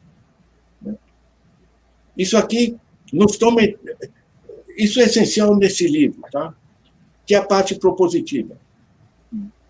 Você tinha, no capitalismo produtivo, o essencial para o burguês, para o capitalista, era o controle da fábrica, né? O cartão ali né, do trabalhador, a portaria, enfim, essas coisas. Certo? E a luta era a socialização dos meios de produção. Hoje, socializar as fábricas não vai dar nada. Certo? Você tem que assumir o controle da intermediação financeira, porque o dinheiro não é dos bancos, o dinheiro é da gente. Certo? Você tem que gerar sistemas gratuitos de circulação do conhecimento. Sabe o que é? A China tem um sistema chamado CORE, China Open Resources for Education, CORE. Tá? Vocês podem pegar lá. O CORE é o seguinte, o cara na China, desenvolvendo numa universidade uma tecnologia qualquer, ele registra isso na universidade, recebe um bônus, e a universidade disponibiliza esse conhecimento instantaneamente para todas as instituições de pesquisa da China. Na China, ninguém está reinventando a roda. Todos trabalham na crista da onda. Entende? Por quê? Porque, da mesma maneira que no capitalismo industrial, a propriedade privada, o armazém, o almoxarifado, a tranca, etc., eram essenciais, isso é meu. Né? Na economia da revolução digital, na economia do conhecimento, o que funciona, o que multiplica conhecimento é, evidentemente, a colaboração. Ou seja, as regras do jogo se deslocam. É como se você tivesse a base produtiva se deslocou para o século XXI, só que as regras do jogo, todo o sistema de leis, etc., de propriedade, continua ainda no século passado. Para quem leu Marx, o desajuste entre superestruturas e infraestruturas é básico, digamos assim. Né? Todo esse sistema, né, de apropriação privada, né, você impedir países de produzir medicamentos básicos quando tem gente morrendo, né, em nome do... Você remunera adequadamente quem trouxe uma invenção. Aliás, o avanço científico-tecnológico não é a empresa que produziu. Você não teria todos os avanços aí da Microsoft, certo? Pegue o livro da Mariana Mazzucato, O Estado Empreendedor, está publicado em português, belíssimo livro. Mariana Mazzucato é uma mulher de frente, assim, da coisa, né? Ela mostra, tá? Toda essa tecnologia da Apple, esse negócio que eu tenho no meu celular, que eu posso mexer com o dedo e alterar a tela, tudo isso aqui tudo isso é investigação pública. Toda a eletrônica aqui é investigação pública, gente. Tudo foi desenvolvido com isso. Toda a biologia moderna está baseada no sistema das pesquisas com o genoma, que são pesadamente com dinheiro público. Esse negócio funciona. Ou seja, nós temos que repensar as formas de organização da sociedade em função de uma base econômica que se deslocou. Essa é a proposta metodológica que eu trago no livro. Né? Professor... Gente, eu estou pedindo muito. Né? Professor, eu peço desculpa que eu caí aqui um pouco na minha internet. Nós temos 4 perguntas, eu vou separar em duas perguntas para ficar mais fácil. O Aldo Academia, ele colocou assim: grande professor Ladislau, o PIB brasileiro, em 7 trilhões de reais, permite pagar 11 mil reais por mês por família com 4 integrantes. Temos 90 milhões de brasileiros ganhando até R$1.000 por mês. O que fazer? E aqui a Pamela Bugosa fala assim: professor, qual capitalismo deveremos enfrentar em 2021? E qual a perspectiva real, na opinião do senhor, do Brasil deixar de ser um país capitalista e consumista? Depois eu passo para as próximas perguntas. Olha, gente, você sabe o que é? Quando tem um negócio, como o Joseph Safra, né, que se apropria de mais de 20 bilhões de reais, sem produzir nada e sem pagar imposto, e morando na Suíça, certo? E dinheiro brasileiro, certo? Quando você tem o Paulo Guedes, que é cofundador do BTG Pactual, não sei se vocês sabem disso, né? Por alguma razão, ele é ministro, gente, não é assim as coisas, por acaso, não é porque pela simpatia do Bolsonaro, né? Eu fui atrás, quando eu li no Economist, que ele era cofundador do BTG Pactual, eu peguei o valor econômico, né, nada subversivo, tá? Peguei o organograma do grupo BTG Pactual. Eu contei 38 filiais em paraísos fiscais. Você sabe para que um banco brasileiro tem filiais em paraísos fiscais? Isso não se chama evasão fiscal. Você não tem departamento de evasão fiscal. Em banco se chama departamento de otimização fiscal. Eu adoro os nomes que eles inventam. É ótimo. Né? É dinheiro de corrupção, dinheiro de evasão fiscal, dinheiro de lavagem de dinheiro em geral, né? Certo? Criminalidade, etc. Né? Isso funciona. E funciona para as grandes fortunas, não para nós. Né? Esse negócio é político. São regras do jogo. Você tem que fazer a reforma tributária. Como é que um cara que drena, num ano, uma pessoa, drena 30 bilhões desse país, certo? Ele está na Suíça, certo? E não paga imposto. Ele gosta de contratar economistas formados na USP com o imposto da gente, não tem... Ou da UFRJ. Isso aqui é uma zona em termos de organização econômica e social. Entende? Não tem outra coisa. Tá? Eu tenho reuniões internacionais, gente de nível sério. Tá? Tem que explicitar as coisas, tem que mostrar documentos para o pessoal que não acredita como é que as pessoas podem pagar taxa de juros. Sabe qual é a taxa de juros para a pessoa física no banco na França? 3,5% ao ano. 3,5%. Juro ao mês é treta. Tá? Não existe isso. Né? No mundo, o juro é assim. Então, na realidade, o que acontece? Para você ter aqueles negócios, aqueles 180 bilhões que em 4 meses foram para os bilionários brasileiros, né, que eu mencionei, 6 anos de Bolsa Família para 42 pessoas que não produzem e não pagam imposto, né, alguém ficou mais pobre, gente. Né? Aí você tem 90 milhões de pessoas que estão lá embaixo. Tem mais, você tem 17% dos jovens, 17% dos jovens no Brasil estão vivendo com $1, com menos, não é média, com menos de $1,90 ao dia, mais ou menos R$10. Certo? Meu, isso aqui é um cataclisma. Estou extraindo dinheiro. Eles chamam de privatização um negócio que é simplesmente apropriação de bens públicos. Né?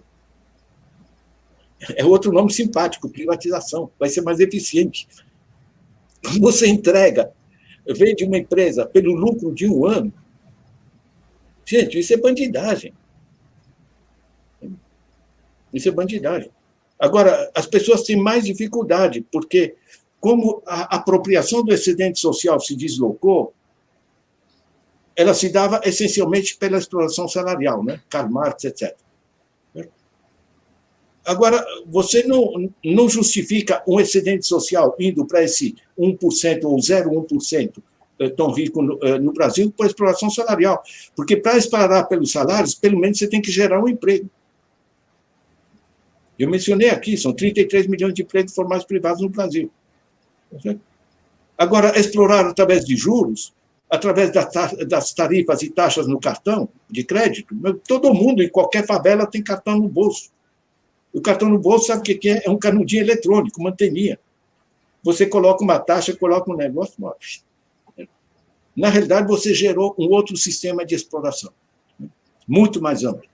Agora, na fábrica, quando te pagava um mau salário, você podia processar, brigar, paralisar a fábrica, etc., chegar a algum acordo. Agora, com o sistema de exploração financeira, você vai fazer o quê? Vai fazer um piquete na frente da agência bancária?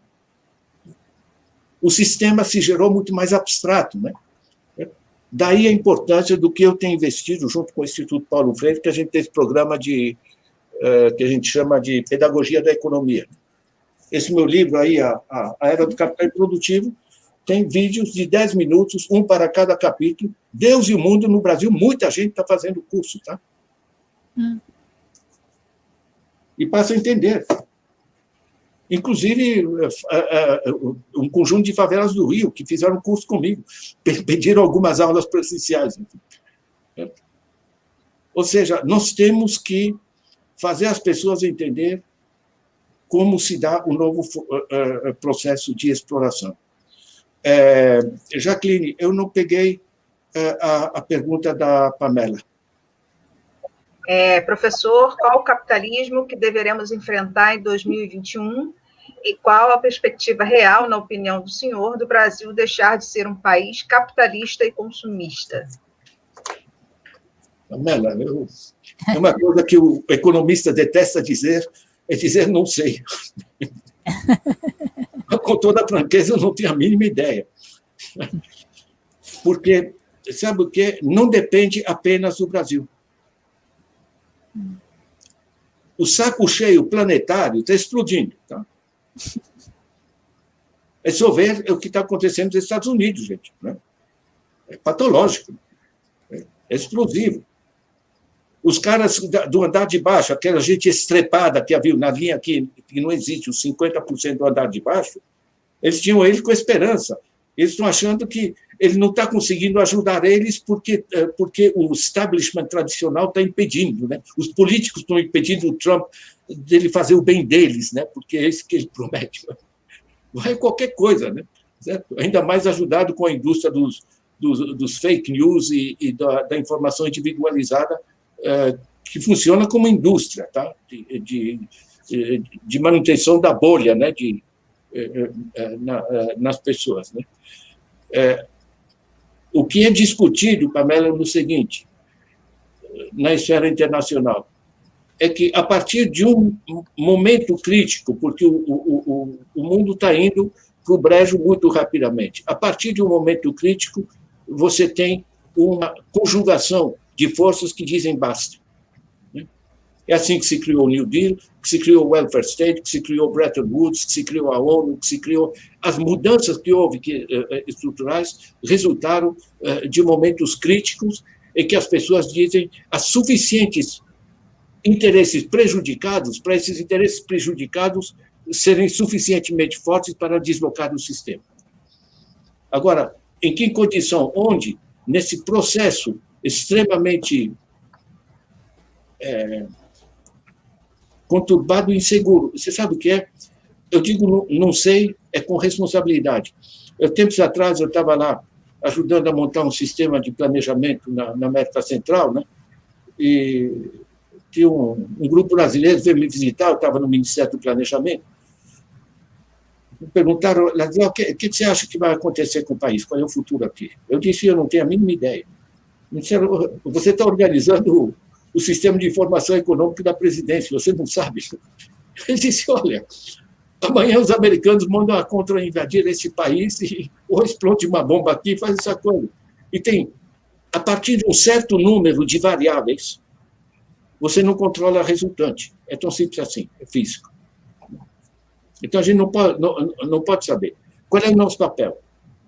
Esclarecer mais pessoas e criar, no máximo possível, chances para que se reduza a desigualdade, se pare de destruir o meio ambiente, se volte a controlar o sistema financeiro, se volte a uma justiça econômica, se descentralize o processo decisório. As coisas a gente sabe fazer. O que o Flaviano estava fazendo, a renda básica universal, a generalização, a redução da jornada e formação de frentes de trabalho, a redução da exclusão digital é fundamental. Tá? Um terço do país que está fora do sistema digital está fora do mundo hoje. Isso aqui é catastrófico e é burro, tá? Porque custa uma merreca a inclusão digital. E o custo-benefício é fantástico, em termos de multiplicação de iniciativas locais de todo o processo. Temos que fazer a reforma tributária, evidentemente, e temos que retomar as políticas sociais. Né?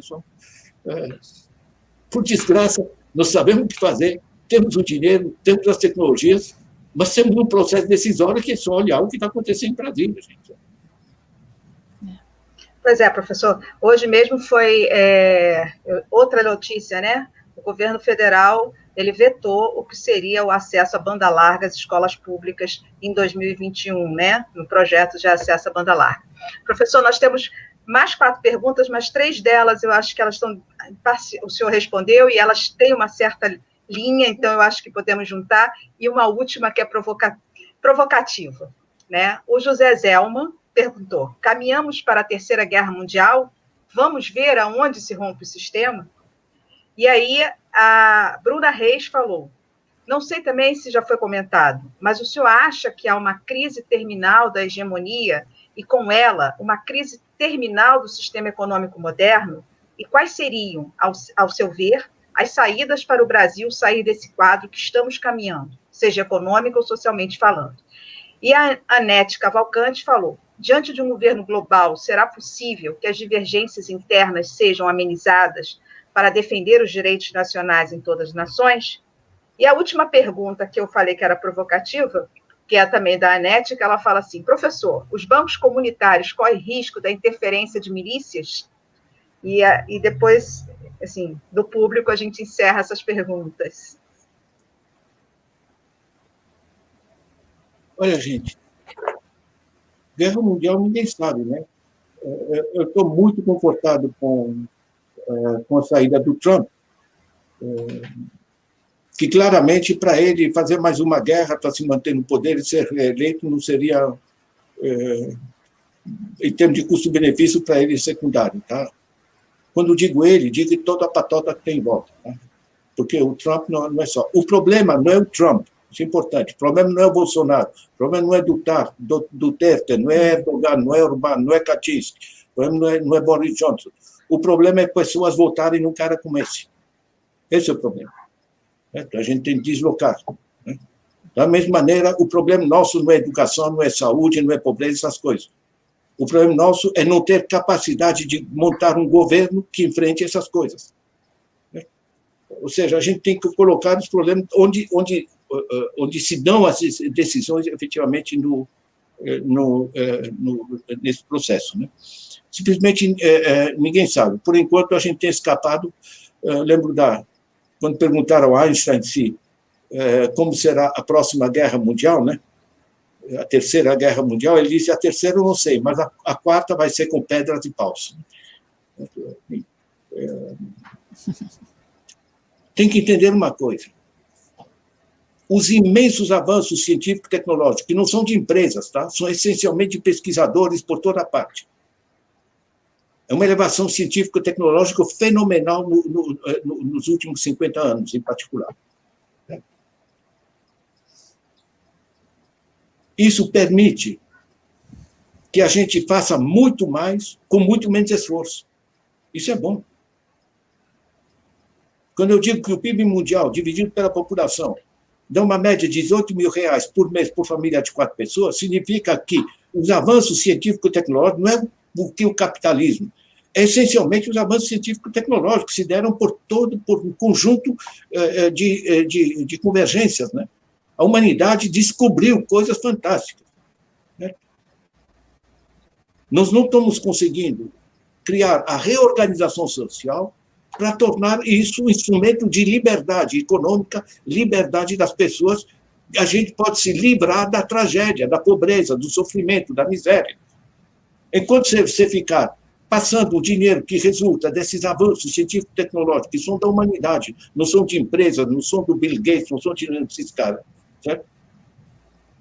Enquanto você não tiver essa capacidade de generalizar, né, essa prosperidade, e você tiver essa apropriação pelo 0,01%, aí peguem Piketty, peguem todo esse caso, você vai ter base de conflitos. Né? O que está na nossa frente como desafio é uma reorganização política e social. Aí eu pego a última pergunta, essa sobre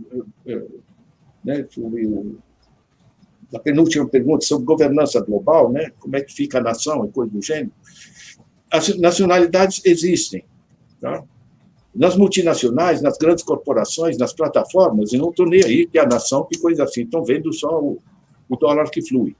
Tá certo? Então, você tem um desajuste cultural, inclusive, né, de identidade entre as corporações e os países. A Europa agora está querendo cobrar imposto da Apple, enfim, das grandes corporações, das grandes plataformas. Né? Isso vai ser possível, não vai ser possível. O fato é que os europeus estão começando a ficar com raiva dessas grandes corporações, né, que custam dinheiro. Tá? Você usa Facebook e dizem que é de graça. Só que a Facebook, ela se financia e levanta rios de dinheiro através da publicidade. Essa publicidade é paga pelas empresas que controlam essa publicidade. Para as empresas, esse pagamento que eles fazem para a Facebook, para a publicidade, é custo. Eles incorporam no preço. Quem compra os produtos e paga esse preço somos nós. Certo? Como dizem no almoço de graça. Agora, os caras interromperem meu programa, fazerem os trambiques políticos que eles fazem, as deformações políticas, as bolhas políticas, etc., entende? Com o dinheiro da gente. Caramba, a gente precisa disso. Deus e o mundo estão formando plataformas cooperativas. A gente não precisa pagar para o Uber. Você aqui na Zona Sul de São Paulo, você tem um Uberzinho aí da Zona Sul que estão fazendo entre eles. Não precisa comprar toda aquela porcentagem de coisa. Por quê? Porque a conectividade, o celular é de todos, gente. A internet navega nas ondas eletromagnéticas. As ondas eletromagnéticas são da natureza, não são da Globo, não são da Microsoft, não são da Google. Estão entendendo? Nós estamos navegando com sistemas antigos, proprietários do século passado, para uma economia e uma sociedade com uma base científica tecnológica que se deslocou radicalmente. Nesse desajuste, leva a esses dramas. Quanto às alternativas, olha, tá, eu coloquei isso em mais diversos lugares. Tá? Eu tenho um negócio simpático que chama os 10 Mandamentos. Né? Os 10 Mandamentos, não sei se você sabe, mas são antigos. Né?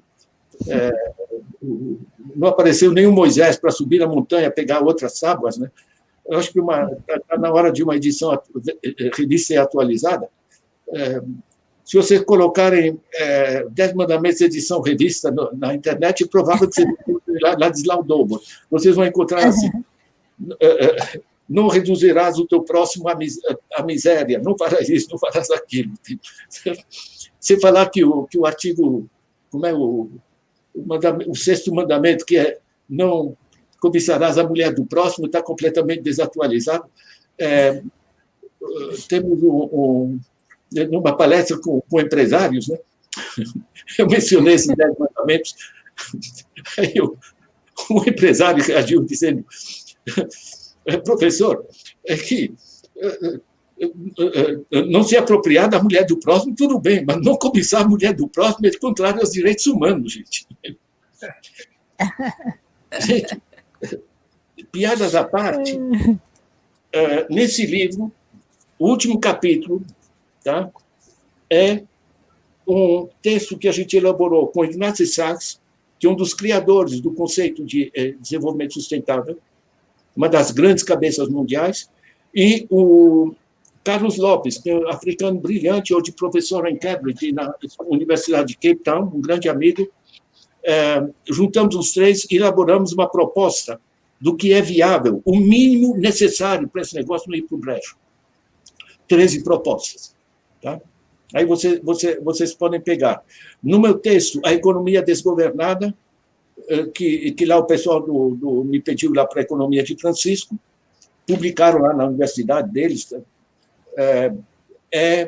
Eu reduzi a 10 itens básicos. Renda básica, enfim, essas diversas coisas. Né? Nós temos dinheiro, temos tecnologia, sabemos o que tem que ser feito, é só ler os Objetivos de Desenvolvimento Sustentável. Gente, nossa impotência é política. Professor, infelizmente nós vamos terminar essa conversa, acabou que nós levamos muito mais tempo, né, mas ela foi extremamente rica. Queremos agradecer muito, foi uma aula brilhante, de uma maneira que é acessível a todos nós, então, assim, com certeza nós queremos mais, né? Quero também agradecer muito ao público que está nos acompanhando hoje, que vem nos acompanhando nessa parceria nossa, que já é o nosso 4º encontro desse ano, e queremos reafirmar nosso compromisso que nós daremos continuidade a essa parceria, né, no próximo ano. É uma experiência que não pode parar, é um diálogo como esse que não pode parar, né? Foi um prazer enorme dividir todos esses momentos com vocês. Né? Quero só lembrar que esse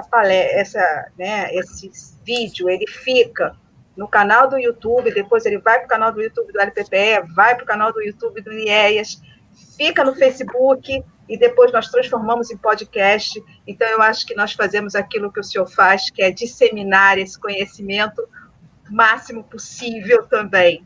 Né? Vou passar para palavras finais do professor Ladislau Doubo, de novo agradecendo, depois eu passo para o Paulo, que também tem um recado, né, Paulo, para dar, da revista, a Beatriz e o Flaviano. Passa a palavra para o professor para suas palavras finais. Gente, agradecer, tá? A minha grande esperança é o seguinte: nós temos que ter mais gente entendendo essas transformações. Tá? Enquanto as pessoas ficarem acreditando nas bobagens que se dizem, enfim, nas fake news do Face, etc., vai ser difícil. Nós, no Brasil, temos muita gente com uma boa cabeça, muita gente nas diversas universidades, e nessas lives que a gente está fazendo aqui, gente, o Brasil todo está discutindo. Antes a gente era um arquipélago acadêmico, cada um nas suas unidades. Hoje está todo o Brasil discutindo, inclusive na esfera internacional. Certo? O Brasil está pensando no seu futuro. Isso é imensamente positivo. E nós temos cabeças muito boas. Pega o Eduardo Fagnani para entender a reforma tributária, pega os trabalhos do Márcio Postman, pega os trabalhos de tanta gente, e de tantas mulheres, né? Você pega a Tânia Fischer na Bahia, a Tânia Bacelar no Recife, a Tânia Zapata também no Recife. Gente, nas bases, pega o que a Unicino está fazendo, a UFRJ, vocês aqui, o Antônio Carlos Lacerda, Antônio Correia de Lacerda no Conselho Federal de Economia, né? Sabe o que é? Nós temos gente de primeira linha. Agora, nós temos que nos dar o trabalho de entender que a dimensão, nós temos que entender racionalmente a dimensão irracional do processo decisório. E começar a enfrentar isso de maneira... Eu penso o Flaviano, que trabalha com história, mas ele deve ser a sopa dele, esse processo. Né? Gente, queria agradecer a vocês. Usem e abusem do meu blog, é uma ferramenta. Nós somos uma rede de professores que disponibilizam online. Esse último livro, ele casa bem com o livro anterior, tá? Portanto, o capitalismo se desloca e o capitalismo produtivo. Tá? E eu espero fechar em 2 meses uma visão mais propositiva no que eu vou chamar o capitalismo produtivo. Gente, obrigado. E muito, muito bom estar com vocês. Muito bom reencontrar o Paulo, gente. A Beatriz. Que alegria. Paulo? Oi. Mais uma vez, né? Muito, muito bom estar com vocês. Como disse a Jaqueline, a última sessão dos diálogos de Sul Maior. É o Diálogos do Sul, aí não, é Diálogos em Sul Maior. Porque estamos junto com as 2 universidades mais importantes do Rio de Janeiro. Vamos ver se o ano que vem a gente consegue agregar também alguma universidade importante aqui de São Paulo. Seria muito bom. Por que não? Pois é. Mas o nosso papel é esse, né? Aceitar aí o desafio do que nos coloca o Ladislau, né? Propagar, fazer com que as pessoas entendam, né, que as coisas são possíveis, desde que a gente coloque no lugar certo as pessoas certas. Isso. Sintetizando aí essa coisa. Muito obrigado a todos. Estamos aí. Até a próxima. Beatriz? Então, da minha parte, também fazer minhas as palavras do Paulo, em agradecimento muito especial a esse broche de ouro, né? Esse fecho maravilhoso com o professor Ladislau, com essa generosidade do professor, essa clareza de nos colocar as questões complexas do nosso mundo contemporâneo, mas de uma forma acessível. Nós estamos aqui, né, uma parceria de 2 universidades, 2 grupos de estudo, de pesquisa com Diálogos do Sul, né, que difunde uma produção independente, um jornalismo independente. Estamos justamente tentando contribuir dentro das nossas modestas possibilidades para essa informação, essa formação que é tão necessária para ir compreendendo, inclusive, nosso próprio potencial, nosso poder transformador, né? O quanto nós temos nas nossas mãos a possibilidade de mudar. E a educação é, sem dúvida, né, fundamental. A educação com uma informação de qualidade, né? Para desmanchar essas notícias tendenciosas, esse obscurantismo, né, que de alguma forma paira sobre nossa sociedade, que abusa, né, da generosidade, às vezes até da ingenuidade do povo brasileiro, e isso se repete em outras escalas, em outras partes do mundo, para ir aprofundando a crise, aprofundando a desigualdade. Eu confio muito na educação e na formação, e eu acho que aqui esse espaço nosso é uma prova de quanto isso realmente é um poder transformador, né? Obrigada, professor Ladislau. Meu beijo de fim do ano com as melhores energias para começar 2021. Minha alegria de estar aqui com o querido amigo Paulo nessa parceria, com a querida amiga Jaqueline e a Ângela, que hoje não está aqui porque participava ao mesmo horário em outra live, mas entrou rapidinho no final, e de incorporar o professor Flaviano, agora já um membro pleno dessa parceria dos diálogos em Sul Maior. Vocês repararam que atrás da Beatriz está a Beatriz? Em árabe. Foi um presente que eu ganhei, escrito meu nome em árabe, e eu guardo com muito carinho. Mas, além disso, atrás de mim está uma peça Maconde de Moçambique, aqui, a ver se... aqui. São lindas as esculturas de madeira que eles fazem, coisa fantástica. De Moçambique, que eu amo, de uma das viagens já há muitos anos atrás. É isso mesmo. Eu vou passar para o professor Flaviano, mas antes eu vou reforçar a questão da professora Ângela, que ela está sempre conosco. Hoje ela não está.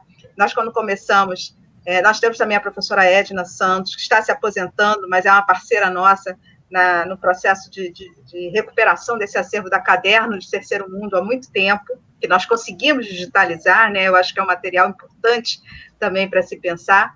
E a Ângela, que está sempre conosco, e o Flaviano, que agora se incorpora, uma presença importantíssima também, acho que só engrandeceu isso aqui. Flaviano, eu passo para você, e depois eu vou encerrar aqui. Perdão, Jaqueline, antes de Flaviano, só dizer que de trás também não estão aqui na nossa... Não estão nossos queridos alunos que nos possibilitam isso, e, claro, a Vanessa também, com o Paulo, que ficam de trás, mas tantos alunos quanto a Vanessa, a equipe técnica, a divulgação, tudo isso que é fundamental para que a gente esteja hoje chegando onde estamos chegando. Nós temos os estagiários do nosso laboratório, os estagiários do UNIEAS, temos o nosso programador visual que faz o trabalho, e fez um belíssimo trabalho na divulgação dessa live, também em termos artísticos.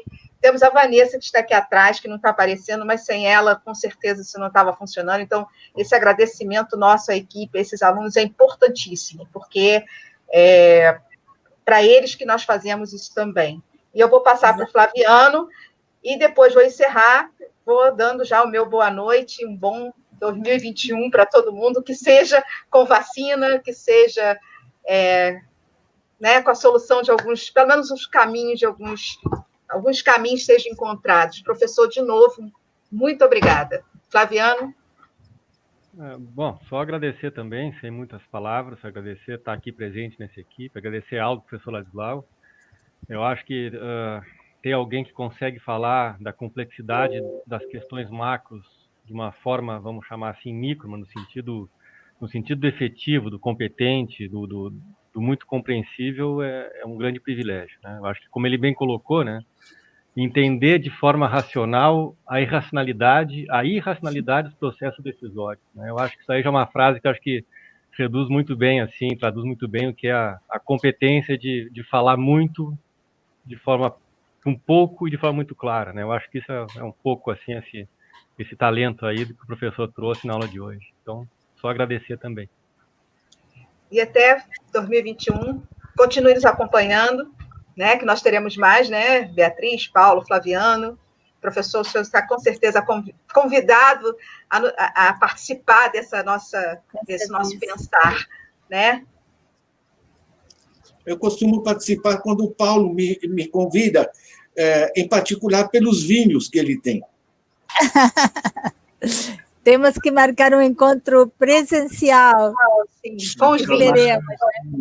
Então, boa noite a todos. Muito obrigada. Olha, tudo de bom, queridos. Tudo de bom e parabéns para o professor Ladislau e para todos. Beijos. Muito bom.